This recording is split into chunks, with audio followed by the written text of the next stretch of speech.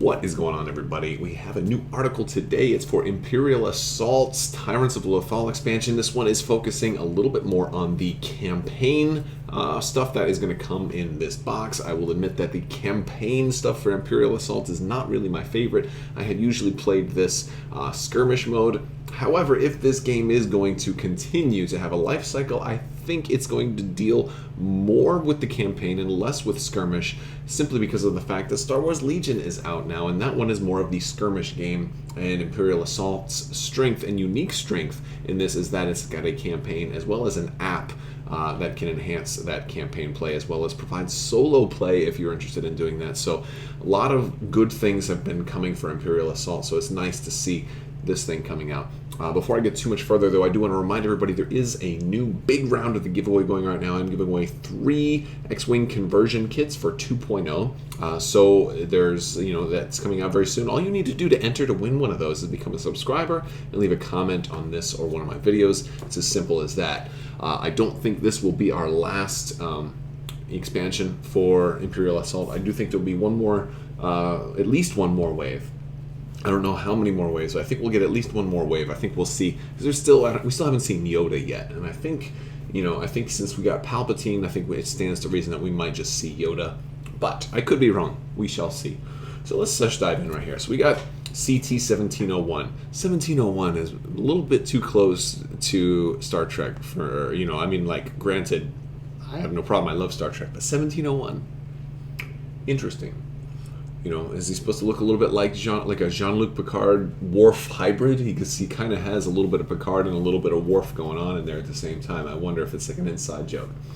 We shall see. Wildfire is his name. He's got 12 health, 4 endurance, 4 speed, the black defense die, which is always nice. He's got kind of an interesting ability, so I don't really know how much power creep has happened in the campaigns, but when I think back to my first couple of campaigns and I look at this, this guy's really strong.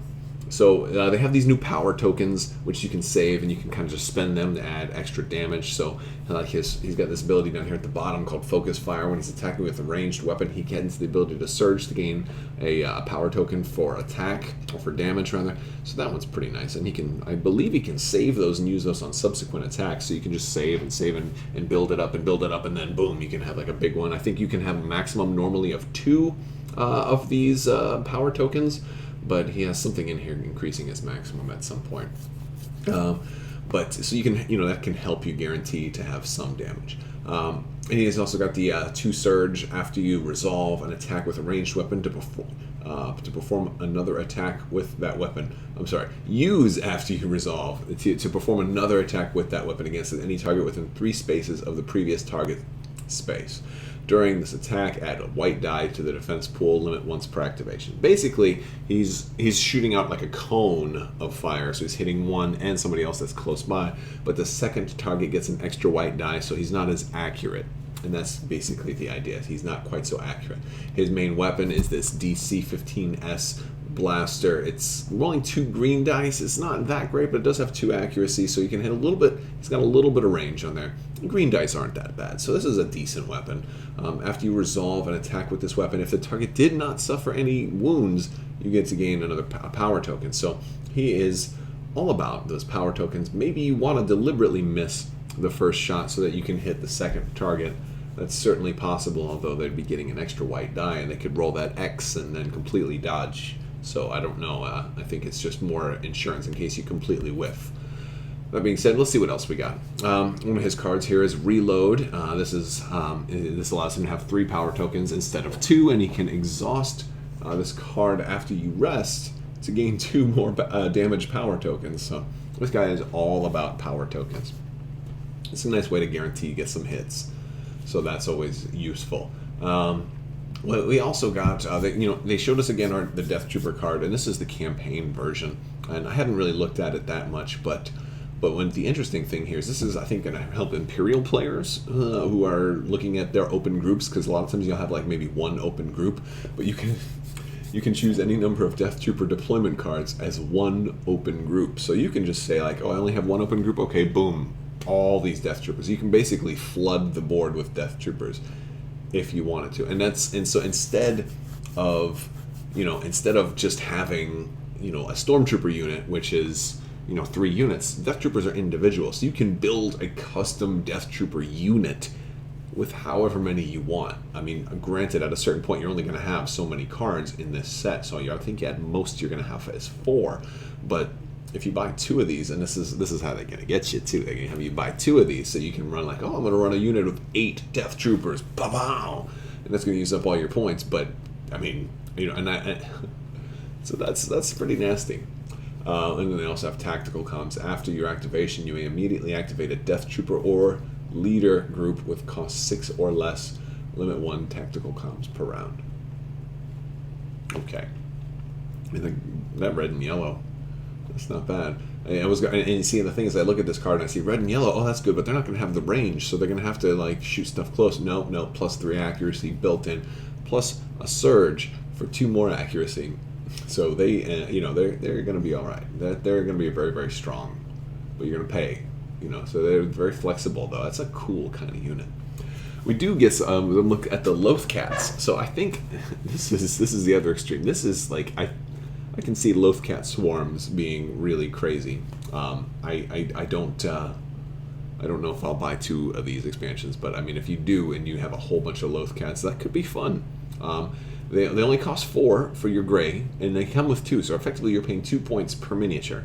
They only have 3 health each, but they automatically have a Pierce 1. They have a Surge for an extra damage. They're rolling a blue and a green for melee, and they have Pounce.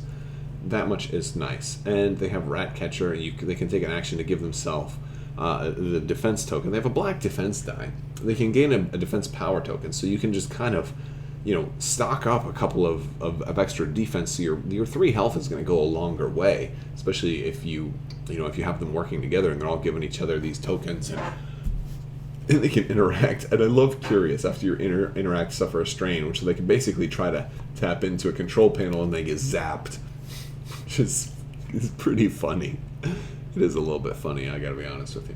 And then we have our red version, which is a little more expensive. They're 5 health. The same speed. No, they're faster. They're speed 5. So again, they can interact. So if these might be great for objectives. I mean, you can run a lot of these things. Again, they also have Pierce. They have Surge for 2 damage as well. So and then Fresh Catch. You or an adjacent creature gain anyone. So if you want to run a couple of these guys in there, you can also get your damage power tokens, which might be fun as well. Same type of attack though. Still melee, blue and green. If you get focused, it's even better. But they're pretty nice. And then I guess some of the overwhelming oppression cards for your campaign-based play. This is redouble our efforts at the start of each round. Place a power token, damage or defense on a card in your hand. How are you going to place a token on a card in your hand? I wonder. I'm like, do you have to balance it? I think you basically place it face down on the board, but I don't like that. Maybe if you sleeve your cards, you can slide it in the sleeve with you. And you can exhaust this card when an Imperial figure is defeated. Distribute that figure's power tokens among other friendly figures within 3 spaces. And then you also have Limitless Arsenal for 4 XP. Exhaust this card when an Imperial figure declares an attack. You may replace that figure's attack pool with the attack pool of a deployment card in your hand with at least a damage or surge power token on it.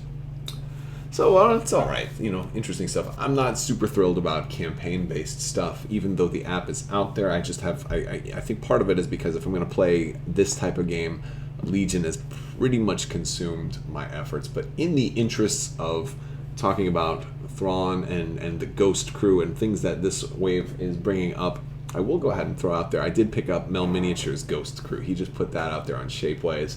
So those are coming. When those come, I'll be doing a video for those. Those will be really fun to paint and proxy. Also kind of looking forward to those extra bases that are being put out for Legion as well. I know this is supposed to be an Imperial Assault video, and here I am talking about Legion, but I feel like those two are so close that it's hard not to talk about both, especially since there's new Ghost Crew minis coming out for Legion, so I may not even get all of the Ghost Crew expansions if these new ones look good enough, but then again, the completionist in me might still do it. So let me know in the comments below, are you still playing Imperial Assault? Do you have you given up? Like, were you one of these people that played for a little while and then stopped when the game seemed like it was done?